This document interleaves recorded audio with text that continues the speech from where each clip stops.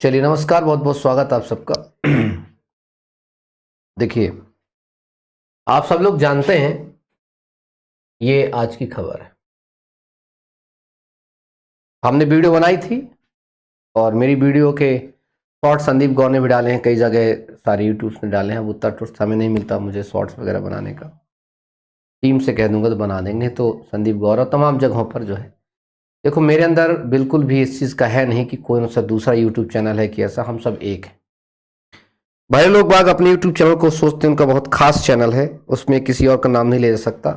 मुझे समझ ऐसा लगता है कि बहुत बड़ी बेवकूफ़ है ऐसा सोच करके। यूट्यूब चैनल है, एक कम्युनिटी है, सोशल मीडिया है, जिसमें हम सभी मिल करके काम करते हैं और सभी मिल करके चलते हैं तो मज़ा आता है।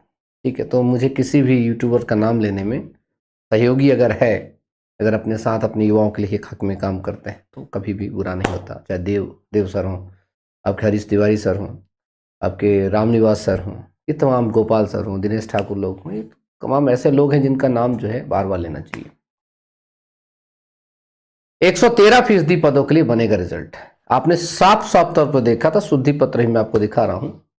आप देखेंगे तो कहेंगे कि सर सच में इन्होंने चीजें की हैं। खैर, हमारे लिए कम से कम हमारी जो वीडियो है वहां तक पहुंच गई जहां पर हमारी वीडियो को पहुंचना था। मैंने साफ साफ पर कहा था कि अगर मेरी वीडियो शासन प्रशासन तक अगर पहुंच गई है और देख रहे हैं, तो चूंकि बहुत सारे अधिकारी कर्मचारी, जैसे व्यापम में ही बहुत सारे कर्मचारी जो हैं वो तैयारी करते हैं MPPSC वगैरह की, वो भी चैनल को सब्सक्राइब कर रखे होते हैं, उनको भी लगता है बहुत बड़ी मिस्टेक हो गई हमसे। ठीक है, उद्दीपक में साफ तौर पर लिखा था कि हम जो अब रिजल्ट जारी करने जा रहे हैं वो 87% का रिजल्ट जारी करेंगे, 13% होल्ड रखेंगे। लेकिन अभी इन्होंने अखबार में कहा है जब रिजल्ट को जारी करेंगे तब मैं मानूंगा इनको चीजों को, वरना मैं आपको बता ही दिया था कि सड़क से लेकर के कोर्ट तक मैं कभी नहीं छोड़ता मैं व्यापम को। युवाओं के हक के लिए बात है तो लड़ते लड़ते हैं, सड़क पे बचाते हैं। अगर सड़क पे सुन लिए तो ठीक है, नहीं तो अगर ये बच्चों को रिजल्ट रोका जाता फिजिकल में रिटर्न का, कम से कम 500 केस फाइल करता मैं, कम से कम मिनिमम 500 केस, परेशान हो जाता व्यापम खुद ही। ठीक है, आइए। शुद्धिपथ के कारण से उम्मीदवार हो रहे पैनिक और रिजल्ट बनाने की गाइडलाइन जारी की है 87% पदों के मुख्य भाग मानते हुए। इसी के तहत मंडल कर्मचारी चयन मंडल के रिजल्ट घोषित किए जा रहे हैं। इसमें ओबीसी के लिए 27% की जगह 13% और पुलिस से शुद्धिपथ जारी किया गया। दैनिक भास्कर के अधिकारी पहुंच गए, भाई बात क्या है, स्थिति क्या है, फिजिकल टेस्ट के उम्मीदवारों को नहीं रोका जाएगा। तो उन्होंने बात किया कि देखिए ऐसा है कि हाँ, आरक्षण विवाद है जिसके बाद हम 100% के स्थान पर हम 113% का रिजल्ट बनाया जाएगा, और जो काल्पनिक तौर पर 13% ओबीसी, काल्पनिक तौर पर या जिसे कहते हैं प्रोविजनल जो है 13% जो आपका जनरल के लिए रिजल्ट जारी किया जाएगा, और उसी के आधार पर चीजें होंगी। और एक बहुत अच्छी बात है, चेयरमैन जो है आपके बंदोपाध्याय ने बताया कि पुलिस आरक्षक भर्ती परीक्षा की रूल बुक के अनुसार फर्स्ट राउंड के परीक्षा परिणाम में 87% की 7 गुना उम्मीदवारों की सूची ये रहेगी। प्रावधिक 13% ओबीसी की और प्रावधिक 13% जो रहेगी वो रहेगी जनरल की।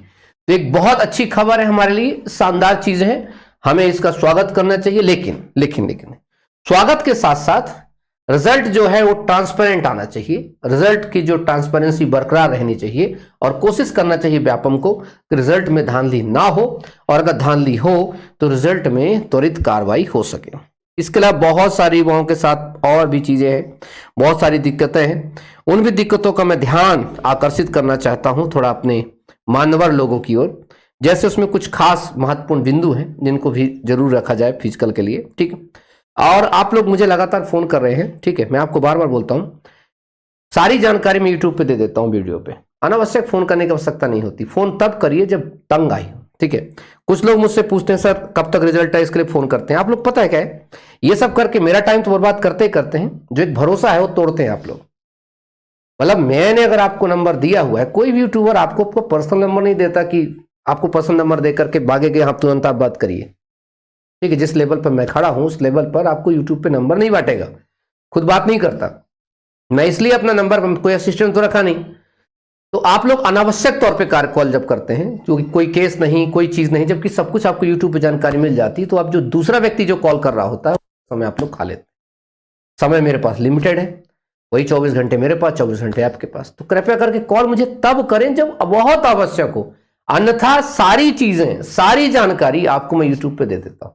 तो भरोसे को कायम रखें। ऐसा ना हो कि फिर मुझे अपना नंबर को जो है किसी और को देना पड़े या मुझे प्राइवेट नंबर दूसरा रखना पड़े। अभी मैं चाहे आपको जो नंबर मेरे पास आपको दे रखा है मैंने, वही नंबर मेरे घर वालों के पास भी है, वही नंबर मेरे परिवार वालों के पास भी, मतलब कोई अलग से नंबर नहीं, एक ही नंबर चलाता हूं। जो नंबर मैंने आपको दे रखा वही नंबर मैं चलाता हूं। और जो अनावश्यक जब कॉल करते हैं आपकी रिजल्ट कब आ जाएगा, सब यूट्यूब पे मैंने आपको बता दिया। अगर शुद्धि पत्र आया तो हफ्ते भर में रिजल्ट वो लोग जारी कर देते हैं। फिर उसके बाद सर फिजिकल कब होगा? अरे फिजिकल मैंने बताया कि रिजल्ट जारी होने से 1 महीने 1.25 महीने में आपका फिजिकल हो जाएगा। तीसरा सर आचार संहिता लग जाए तो क्या फिजिकल होगा? आचार संहिता का फिजिकल कोई लेना देना तो फिजिकल तो होगा ही होगा। सर हमारे जो है डॉक्यूमेंट में कोई दिक्कत है तो क्या करें? सर जब दिक्कत है तो कोई बात नहीं, सुधारना तो सुधार लीजिए, नहीं सुधारना तो कोई बात नहीं, रखिए आराम से यथोचित। जब आपको निकाला जाए तो बताइए। फिजिकल में आपको रोजगार पंजीयन से बाहर किया जाए तो बताइए। रोजगार पंजीयन को लेकर मैंने इतनी अच्छी वीडियो बनाई बार बार कि रोजगार पंजीयन को लेके सर उस मेरे फादर नाम का मिस्टेक है, इसका नाम का मिस्टेक है, कोई मिस्टेक है, कोई बात नहीं, मिस्टेक है कोई बात नहीं, चलने दो। जब निकाला जाए जिस दिन, उस दिन फोन कर लेना, क्योंकि एक दिन तो फिजिकल होने, फिजिकल होगा 30 दिन होगा। तो अगर थोड़ी मोड़ी टेक्निकल वजह से आपको निकाला जाता है तो ये मेरा दावा है कि मैं आपको यही चैनल के माध्यम से ही बताऊंगा कि भाई आपका काम हो जाएगा और आपको वहां पर लेंगे। भाई 30 दिन फिजिकल चलता है, आपका पहले दिन फंस गया, निकाल दिया तो कोई बात नहीं, टेंशन आ जाना मेरे पास। 30 के 31वें दिन जो होगा, 32वें दिन होगा जो फिजिकल होगा, उसमें आपको शामिल करवा दिया जाएगा। इस पे बिल्कुल घबराने की आवश्यकता नहीं। तो छोटी छोटी चीज के लिए फोन नहीं किया जाता है, फोन तब के लिए किया जाता है जब बहुत आवश्यक है कि नहीं अब जरूरी है, ठीक है, कुछ वाकई बहुत ज्यादा दिक्कत हो गई, ठीक है। अच्छा ईएसपी वाले भी इंतजार करते हैं लाइव आने का। सर ठीक है, देखो तमाम चीजें है भाई, लाइव बार बार नहीं आता हूं, वही तभी आता हूं जो बहुत महत्वपूर्ण चीजें हो जाती हैं। अब आपके प्रश्न जितने भी हैं आप मुझे कमेंट्स पे कर दीजिए, मैं सारे प्रश्नों के जवाब फटाफट दे देता हूं, फिर वीडियो को समाप्त करता हूं। क्योंकि बहुत सारे एएनएम की बच्चियों का जो केस है मुझे फाइल करना है कल, हर हाल में उन्हें केस जो है केस नंबर उनको चाहिए ताकि उनकी काउंसलिंग हो सके। तो मेरे पास टाइम की बहुत शॉर्टेज है। आप लोग अपने प्रश्न पूछिए, मैं आपके कमेंट्स पढ़ना शुरू कर रहा हूं, ठीक है। उसके बाद जो है तमाम चीज करेंगे, ठीक है। सर पटवारी घोटाले में बोलिए, ऑलरेडी कल बहुत बोला हूं पटवारी घोटाला में, उस वीडियो को कृपया करके देखिए। अब ऐसा नहीं कि हर वीडियो में बोलूं, एक वीडियो अगर मैंने बनाया है बहुत उचित बनाया है पटवारी भर्ती के लिए, तो आपको कर्तव्य उस वीडियो को पूरा वायरल करना है। नचनियों के वीडियो वायरल कर सकते हैं आप लोग, लेकिन एक शिक्षक जो आपके लिए हक के लिए खड़ा है उसका वीडियो वायरल नहीं कर सकते। उस वीडियो को देखिए, उस वीडियो को वायरल कर उसको स्टेटस में लगाइए तो पता चले सरकार तक भी पहुंचे बात को। नहीं एक चीज बात क्या हो रही है, ठीक है।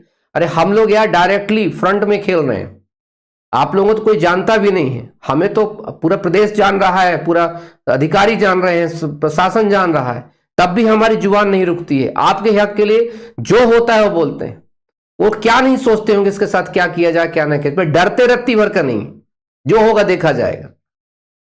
तो कम से कम इतना है कि अगर हम आपके लिए इस प्रकार की चीजें ले रहे हैं और खुला चैलेंज, मतलब नहीं कहते हो अंगारों पे खुला चल रहे हैं आपके लिए, तो तय है कि थोड़ी तो कम से कम ये सपोर्ट करिए कि आगे चीज बढ़ा जाए, ठीक है। आइए अब एक चीज कल से लेकर के बच्चों में बड़ी चीज हुई कि सर हमारा जो फिजिकल है मेरा करने का मन नहीं कर रहा। सर आपने कट ऑफ बहुत ज्यादा हाई बता दिया। कट ऑफ मैं हाई नहीं बताया हूं, कट ऑफ वही बताया हूं जो कट ऑफ एक्चुअली में जो है लगभग जाने की संभावना है। लेकिन कट ऑफ 2 कट ऑफ है, एक है आपका रिटन टेस्ट का थोड़ा सा कम, जो मैं आपको बोला था 1-2 नंबर आप लोग कम कर लीजिएगा उसमें जो मैंने बताया है। बहुत सारे लोग बिल्कुल भड़बड़ा गए, भयभीत हो गए। आपको पता होना चाहिए यार कि यूआर की कट ऑफ पिछली बार की उठा के देख लो।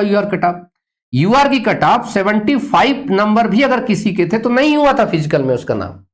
मेरे पास बहुत सारी ऐसी लड़कियों के नाम पड़े हुए हैं जिनके 75 मार्क्स थे, तब भी उनको फिजिकल के लिए पीपीटी के लिए नहीं बुलाया गया। तो खुद सोचो, तो मैंने जो कट ऑफ बताई है वो फाइनल तक के लिए मैंने बता दिया आपकी कट ऑफ। तो ये जब पिछला ही हाथ था तो सोचो, अब आप अगर यूआर की फिजिकल की पिछली बार की बात बताता हूं तो 75 में उसको नहीं बुलाया गया था, 75 में नहीं बुलाया गया, मेरे पास ऑन रिकॉर्ड पड़ा है, ठीक। बात करते हैं ओबीसी की, बात करते हैं हम, बात करें एससी की, बात करें एसटी की, बात करें ईडब्ल्यूएस की।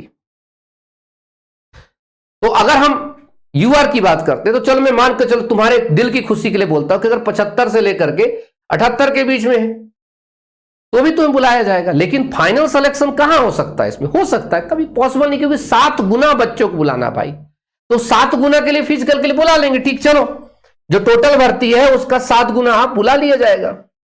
तो अगर आपको कुछ नंबर आपके कम होते हैं तो जाके आप एडजस्ट कर लेंगे, इसमें फिजिकल में एडजस्ट कर लेंगे।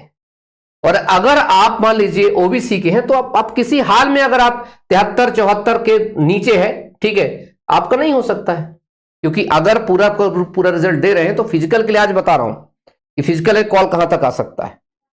ईडब्ल्यूएस की बात करते हैं, 67 पिछली बार चला गया था, ठीक है, 67 68 69 70 तक भी अगर जा रहा था आपका हो रहा है, तो आप इस रो वाले बच्चे अपनी फिजिकल की तैयारी करते, क्यों अपनी फिजिकल कम करना। उसके बाद बात करते हैं एससी की बात करते हैं, तो एससी ईडब्ल्यूएस लगभग जो है दोनों का क्या जा रहा है, इक्वल। जैसे मान लीजिए अगर आपके मान लीजिए 65 के प्लस है, 68 के रो में आप आ रहे हैं, तब भी आप फिजिकल कंटिन्यू रखिए। इसकी बात करें तो 60 से लेकर के 65 के बीच में अगर आ रहे हैं तो भी करते रखिए, क्योंकि इसमें तो क्या है कि एक्समैन और महिला कट ऑफ अलग से बताया जा सकता नहीं, क्योंकि उसका कट ऑफ अलग से जारी होगा नहीं, आपको पहले ही बताया था मैंने, जो कि घोर अन्याय है। लेकिन चूंकि आपको अन्याय सहने की क्या हो चुकी, आदत हो चुकी है, तो एक्समैन हो या महिला हो, आप लोग अन्याय सही है, कोई दिक्कत की बात नहीं, ये आपकी खुद की अपनी परिस्थिति है। और आप बताइए, और कोई क्वेश्चन पूछना पूछ, यहीं पर क्वेश्चन पूछ लीजिए, आप पुलिस भर्ती वक्त पूरे क्वेश्चन पूछ लीजिए। सर गुरु जी फिजिकल के लिए अपनी अपनी कैटेगरी से फाइट करेंगे, तो जो जनरल की कट ऑफ क्लियर करेंगे, देखो सबसे पहले सुन लेना अच्छे से बात, जनरल कोई वो नहीं है, यूआर कोई कोटा नहीं होता, एक प्रकार से देखा जाए तो कोई एक प्रकार जनरल जो है किसी फिक्स के लिए आरक्षित नहीं होता है, जनरल सभी के लिए होता है। मान लीजिए एग्जांपल के लिए सामान्य व्यक्ति की कट ऑफ गई 75 नंबर, सुनना, सामान्य व्यक्ति की कट ऑफ गई 75 नंबर। अब कोई ऐसा लड़का ओबीसी का जिसके नंबर आए क्या 75.5, तो ये ओबीसी में नहीं रहेगा, इसको डाल देंगे, कहां डाल देंगे, यूआर में डाल देंगे। ऐसे कोई व्यक्ति मान लीजिए ईडब्ल्यूएस का है, उसके भी नंबर आए 75.1 आए, इसको यहां डाल दिया जाएगा। कोई व्यक्ति जो है एससी का है, ठीक है, इसके आए क्या है 75.8 आए, उसको जन्म डाल दिया जाएगा। एसटी का है कोई लड़का, ठीक है, उसके मार्क्स आए मान लीजिए 75.3 आए, उसको भी डाल दिया जाएगा, जन्म डाल। मतलब कुछ लोगों को लगता है कि जनरल उनका है तो उनमें किसी को मत आने दो। अरे गजब यार, ये सबके लिए रिजर्वेशन इसमें नहीं होता, रिजर्व ये कैटेगरी है, these are reserve categories, this is not reserve category, ये सभी के लिए सामूहिक तौर पर है। जैसे कुछ सामान्य के बच्चे होते हैं, बड़ा बेचारे चिल्लाते हैं सर मेरे को हमें आरक्षण नहीं मिलता। आपको मिलता आरक्षण, कहां मिलता है आपको, ईडब्ल्यूएस में। अगर वास्तविक में आप इकोनॉमिक वीकर सेक्शन के व्यक्ति हैं तो आपको यहां रिजर्वेशन मिल रहा है, तो आपकी जो मिनिमम सीट है 10 सीट 10% सीट वो इसी में जाएंगी। लेकिन आप उससे ज्यादा मार्क्स लेके आ रहे हैं, इससे ज्यादा मतलब जनरल के बराबर, तो आप किसमें कंसीडर कीजिए, क्योंकि ये सभी के लिए, ये एक ऐसा क्षेत्र है जो सभी के लिए होता है। और जो रिजर्व कैटेगरी होता है वो एक ऐसा क्षेत्र होता है कि ये माना जाता है कि ये व्यक्ति जो है थोड़ा सा क्या है, सामाजिक तौर पर पिछड़ गया है, आर्थिक तौर पर पिछड़ गया है, और कहीं ना कहीं थोड़ा कमजोर रहा है इकोनॉमिक तौर पर, सामाजिक तौर पर, तमाम चीजों पर। उसको बढ़ाने के लिए, अपलिफ्ट करने के लिए, ऊपर उठाने के लिए हमें रिजर्व इतना देना पड़ता है। और अगर वो उससे ऊपर उठ के आ रहा है, इसका मतलब यह है कि नहीं, ये व्यक्ति जो है सभी के साथ जो है रण में लड़ने को तैयार है, इसलिए इसको यहां पर चीजें दी जाती है। ठीक है, अच्छा, नॉमिनेशन तो अभी हो जाएगा ना आपका बेटा, सुनो बात को, क्या है आप लोग समझ नहीं रहे बात। नॉर्मलाइजेशन अभी हो जाएगा आपका, नॉर्मलाइजेशन बाद में नहीं होगा। फिर से एक इंपॉर्टेंट चीज सुन लीजिए, नॉर्मलाइजेशन अभी हो जाएगा, बाद में नहीं हो सकता। क्योंकि बाद में इसलिए नहीं होगा, बाद में आपके नंबर फिक्स हैं भाई। अभी पेपर जो है वो अलग अलग शिफ्ट में हुआ है, लेकिन जो आपका फिजिकल है उसको नॉर्मलाइजेशन कैसे कर सकते हैं, जो भी नॉर्मलाइजेशन होगा वो रिटन टेस्ट में हो सकता है। ठीक है, फिजिकल प्रोफिशिएंसी जो टेस्ट होता है उस पे नॉर्मलाइजेशन नहीं हो सकता। मान लीजिए इसमें आपने आपका 100 है और 100 में आपके नंबर आ गए मान लीजिए 75 नंबर आ गए, तो आपने फिजिकल में जो चुम जो मार्क्स लाएंगे, मान लीजिए 100 में आप लेकर के आए, वहीं पर 85 नंबर लेके आए, तो आपके दोनों मार्क्स जो ऐड होकर के आउट ऑफ 200 आपके मार्क्स यहां पर बनेंगे। क्लियर हो गया? तो नॉर्मलाइजेशन जो होगा वो अभी होगा, बाद में नहीं होगा। अभी के नॉर्मलाइज मार्क्स फिजिकल्स के साथ जुड़ करके आपकी कट ऑफ बनेगी। कोई दिक्कत?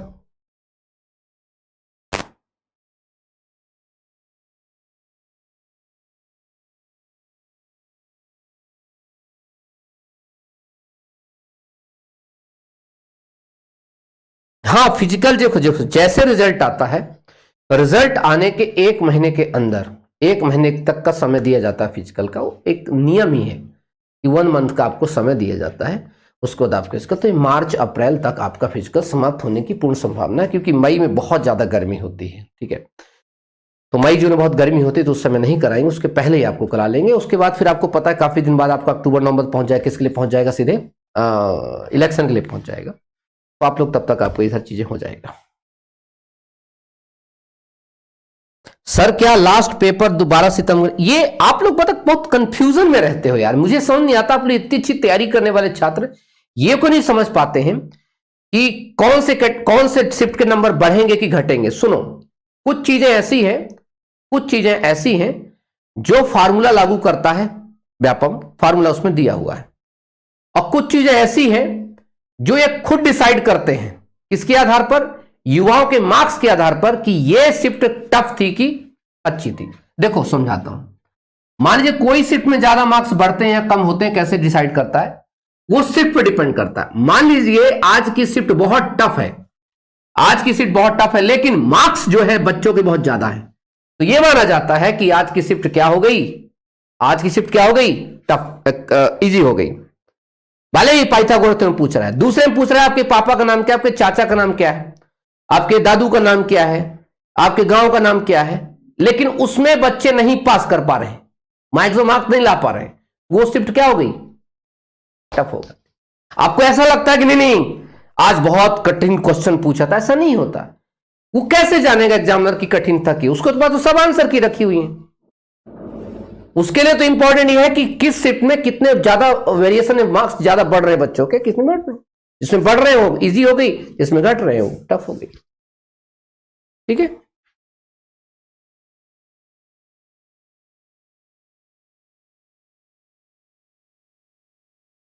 क्या यूआर कट ऑफ पर क्लियर करने पर ऐसे नहीं? याद रखना एक और चीज, अगर आपके साथ एक और घटना हो जाए तो मुझे तुरंत सूचित करें। यूआर और ओबीसी वाले ध्यान रखेंगे थोड़ा सा।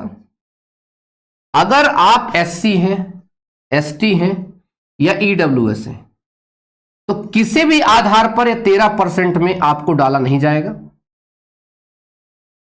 और किसी भी आधार पर इसमें नहीं डाला जाएगा 13%।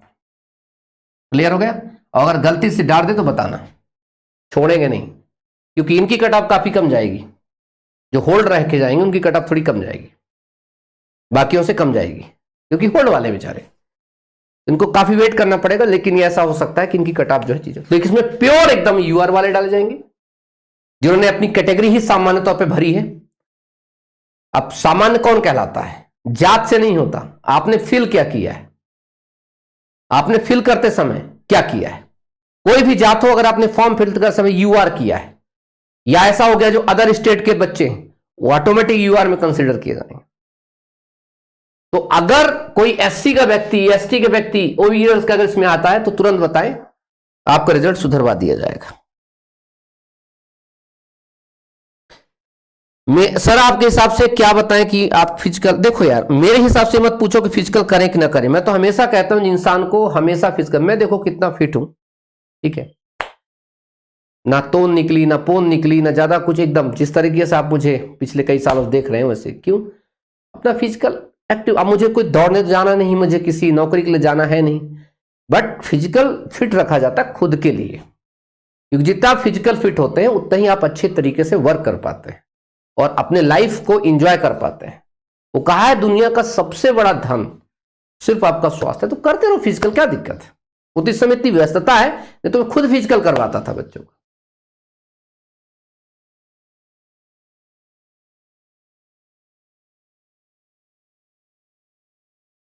हाँ सर, हॉरिजॉन्टल और वर्टिकल समझा दीजिए, एक बच्चे ने क्वेश्चन पूछा है तो समझने का प्रयास करिए। व्हाट इज हॉरिजॉन्टल रिजर्वेशन और what is vertical reservation?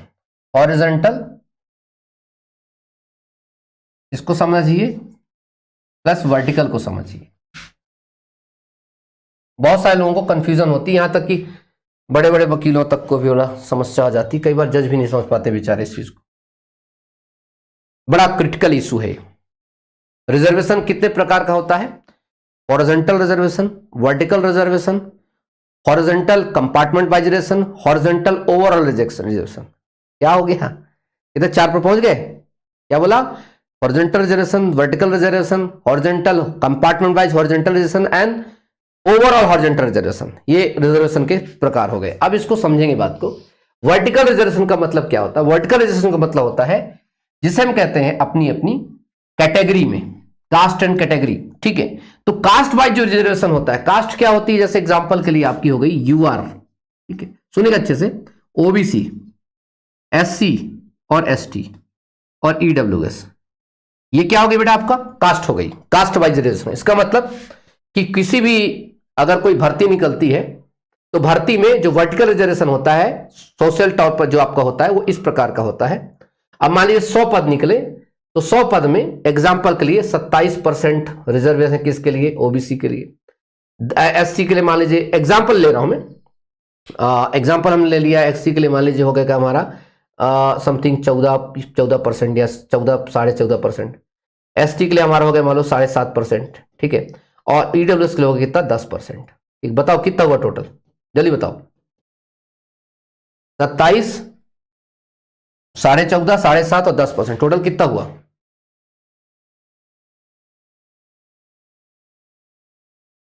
Clear?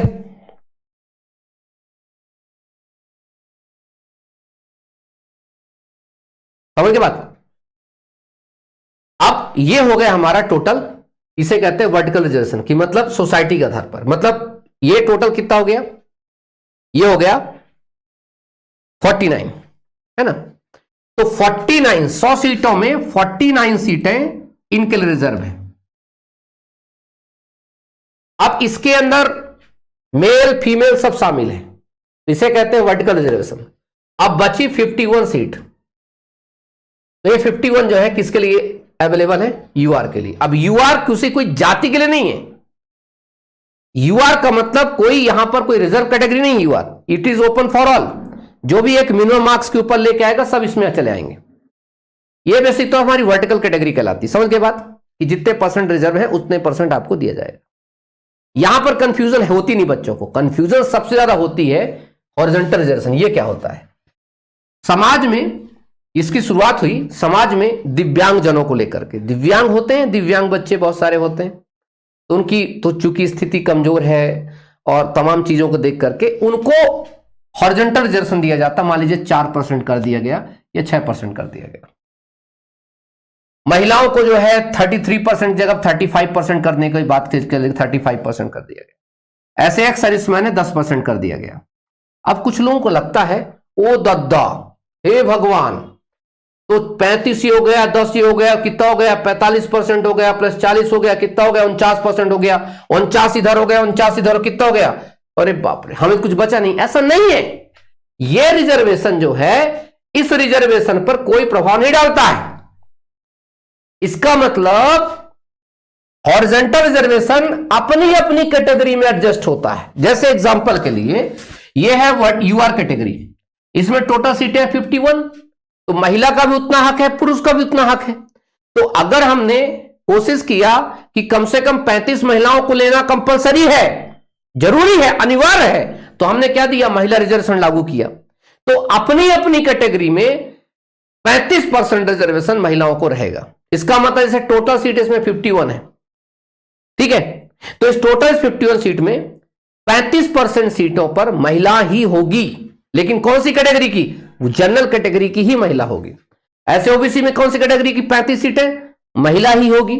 SC में महिला ही होगी, एसटी में महिला होगी। तो रिजर्वेशन को डिस्टर्ब, ये रिजर्वेशन को डिस्टर्ब नहीं करता कभी, बल्कि वो समाज के वंचित वर्ग जैसे महिला, उसको उतना सुविधा नहीं मिल पाती, उतनी चीजें नहीं मिल पाती, इसलिए कोशिश की जाती है कि पुलिस बल में उनको इतना देना चाहिए। एक्स सर्विसमैन, तो एक्स सर्विसमैन जो जिस कैटेगरी का है, सामान्य का है तो सामान्य में 10%। समझ गए बात? इसे कहते हैं हम हॉरिजॉन्टल रिजर्वेशन। ये लागू कैसे होता है? ये सबसे इंपॉर्टेंट क्वेश्चन होता है, लागू कैसे होता है। अब समझिएगा, एग्जांपल सिर्फ यूआर से ले रहा हूं। यूआर की टोटल सीट मान लीजिए 100 है, इसमें 2 रिजर्वेशन दिया गया, मान लीजिए कि 35% महिला का रिजर्वेशन है और 10% क्या है हमारा एक्स सर्विस रिजर्वेशन, ठीक। तो सबसे पहले एक बॉय की कट ऑफ बनाई जाती है, एक बॉय की कट ऑफ बनाई गई, बॉय की कट ऑफ निकली मान लो 75 नंबर, बॉय कट ऑफ निकली 75 नंबर। अब 75 नंबर में बनाने के बाद पूरी लिस्ट चेक की जाती है कि कितनी महिलाएं आ गई, क्या वाकई में 100 सीटें 35 महिलाएं आ गई, अगर आ गई तो अलग से रिजर्वेशन देने की आवश्यकता नहीं है। फिर देखी जाती क्या 10% 10 लोग एक्समैन आ गए, अगर आ गए तो अलग से रिजर्वेशन देने की आवश्यकता नहीं है, अगर ऑटोमेटिक आ गए। अगर नहीं आए तो दिक्कत होती है कि जितनी महिलाएं नहीं आई हैं फिर इनके लिए अलग से रिजर्वेशन देंगे हम, इसी कैटेगरी में उनके लिए अलग से कट ऑफ बनाएंगे और नीचे से उतने बॉयज को हटाना शुरू करेंगे और उतनी गर्ल्स को इंसर्ट करना शुरू करेंगे, उतनी गर्ल्स को वहां पर से पुट करना शुरू करेंगे, उनके लिए अलग कम मार्क्स डाल जाएंगे ताकि उतनी गर्ल्स को लाया जाए। और सेम चीज अपनाई जाएगी एक्स सर्विसमैन के साथ कि अगर वो लोग नहीं आ पाए हैं तो उनके लिए और स्टैंडर्ड को कम किया जाए और मार्क्स को कम किया जाए ताकि उनको उतने लोग ले जाए। तो अब हमारी 100 सीटों में कैसे बनेगा बेटा, 100 सीटें हो गई तो 100 सीटों में क्या हो गया कि 10 सीटें हमने देख लिया किसकी आ गई, 10 सीटें आ गई किसकी एक्समैन की, 35 सीटें किसकी आ गई बेटा, 35 सीटें महिला की आ गई। तो 10 और 35 कितना हो गया बेटा, टोटल सीट हो गई हमारी, टोटल हो गया हमारा मान लीजिए हो गया 45। अब बाकी जो बच्चे सीट हमारी 55 सीटें हैं, वो 55 सीटों में जो समान दूसरे बॉयज हैं वो रहेंगे, कोई दिक्कत, ये है रूल। और ऐसा नहीं सिर्फ बॉय, इसमें गर्ल्स भी जा सकती हैं, पर मिनिमम मार्क्स 35 होने चाहिए, मिनिमम 35 लड़कियां होनी चाहिए, ये नियम कहता है। शायद समझ में आ गया होगा आपके, आज आ गया समझ में।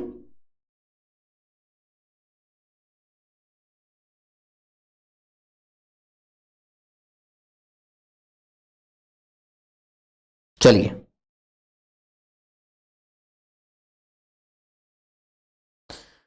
ठीक है, और एक आखिरी क्वेश्चन आप सभी का कि सर ये लोग कब डालेंगे उसमें प्रोविजनल लिस्ट में।